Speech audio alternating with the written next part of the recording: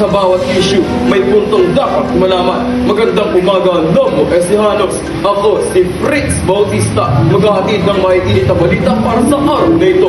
Balitang totoo, balitang may punto. Ito ang Punto Balita.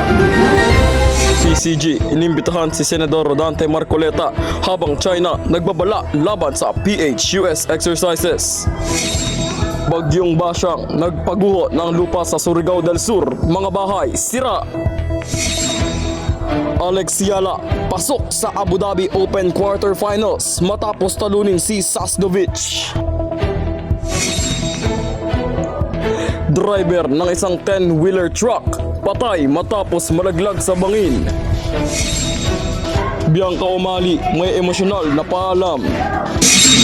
PCG, inimbitahan si Senador Rodante Marcoleta habang China nagbabala sa PH-US exercises. Narito si John Marcos Ardual para sa mga detalye. Inimbitahan ng Philippine Coast Guard si Senador Rodante Marcoleta para sumama sa isang maritime awareness flight. Ang bayanan ito ay nagmula mismo sa PCG bilang tugon sa kontrobersyal na pahayag ng Senador tungkol sa Kalayaan Island. Ito ang babala ng China laban sa PH military exercises. Ayon sa China, tangkang pang-udyok ng gulo ang pagsali ng Pilipinas sa mga bansa sa labas ng rehiyon para magpatrol. Dagdag pa nito na maaari nitong kainain ng kapayapaan sa rehiyon. Magbabalita, Marcus Sarduan. Salamat Marcus. Sa iba pang balita, Bagyong Basyang nagpaguho ng lupa sa Surigao del Sur, mga bahay sira. Narito si John Mills Ardual para sa mga detalye. Maraming bahay ang nasira dahil sa pagguho ng lupa na may kasamang malalakong bato at trosa sa bayan ng Lanong sa Surigao del Sur, habang baha naman ang sumira sa mga ari-arian ng mga residente matapos ang matinding pag-ulan mula sa Bagyong Basyang. Patuloy pa rin ang clearing operation, ngunit inaasahang abutin ng ilang araw bago madaanan muli ang ibang lugar sa naturang lalawigan. Nagbabalita, Daniel Sarduan. Salamat, Miel. Driver ng isang 10-wheeler truck patay matapos malaglag sa bangin. Narito si Ian Ison para sa mga detalye.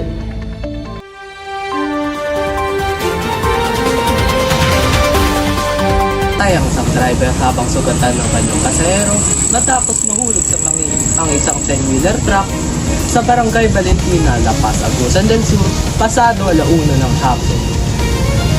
Wala ng preno ang truck habang binabaybay ang kalsada mula barangay Panaggangan hanggang Valentina. Sinubukan umano ng driver na pigilin ito sa pamamagitan ng pagbagsak sa tambak ng buhangin sa gilid.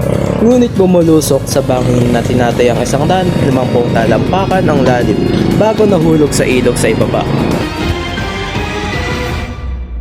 Kumusta naman ang lagay dyan ngayon, Kian? As of now, tinuyuan ng mga residente sa mababang lugar at bulbundukin na lumipat sa mas ligtas na lugar upang mabawasan ang biktima at maiwasan pa ang aksidente, habang patuloy pa rin ang investigasyon ng mga pulisya. Maraming salamat, Kian. Alex Yala pasok sa Abu Dhabi Open Quarterfinals matapos talunin si Sasnovich. Bianca Umali may emosyonal na paalam.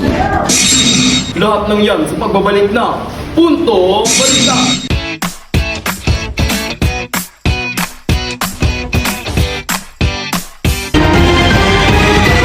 March 3, 2026, tumaas ng 13% ang presyo ng kada bariles ng Brent Crude Futures na LCOC1. Hinalay umano ng kanyang class advisor ang 8 taong gulang na grade 3 student sa loob ng isang eskwela sa Tangwa. Nangyari umano yan sa pinapaalaan na meron sa bar.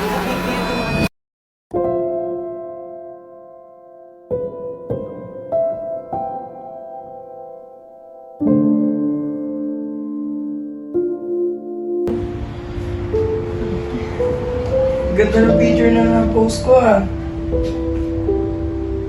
Wait lang, ba't ganito yung mga comments?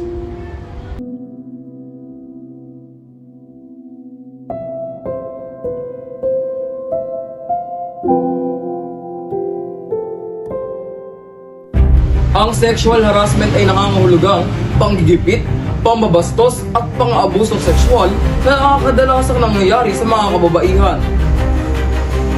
Ito ay tumutukoy sa salita o kilos na hindi ginusto o hindi pinaunlakan ng biktima.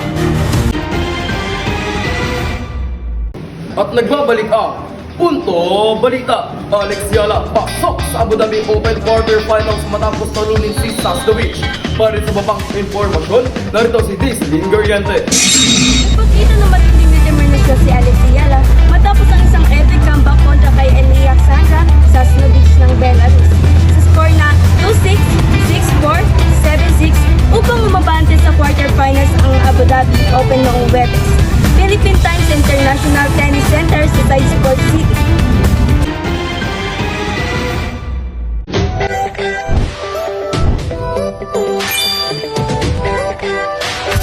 Sa isang post sa social media ng Martes, ibinahagi ng Kapuso star ang kanyang death suit mula sa serye kasabay ang mahabang pagdinilay sa karakter.